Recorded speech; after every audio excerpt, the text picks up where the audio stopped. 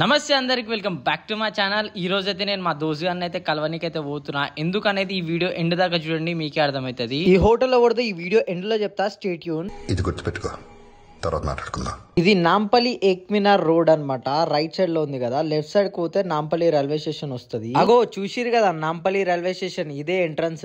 ఈ బస్సెస్ ఎందుకు చూపిస్తున్నానో ఈ వీడియో ఎండ్ లో చెప్తా. అసలు నేను నాంపల్లి వచ్చిందే నవీన్ గాని కలవనీకే. మా వాడు ఒక చిన్న ఘనకార్యం చేసిండు, అది ఏంది అనేది ఇప్పుడు చెప్తా.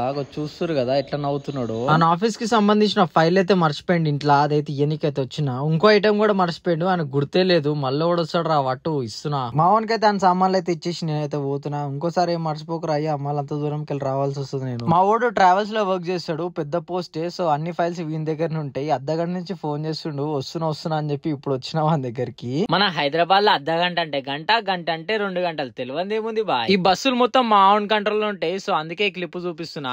నాంపల్లికి వచ్చిన పని అయితే అయిపోయింది, ఇక బ్యాక్ టు హోమ్. మన తెలుగు యాక్టర్ దగ్గుపాటి రానా వాళ్ళ ఫ్రెండ్ హోటల్ అనమాట ఇది.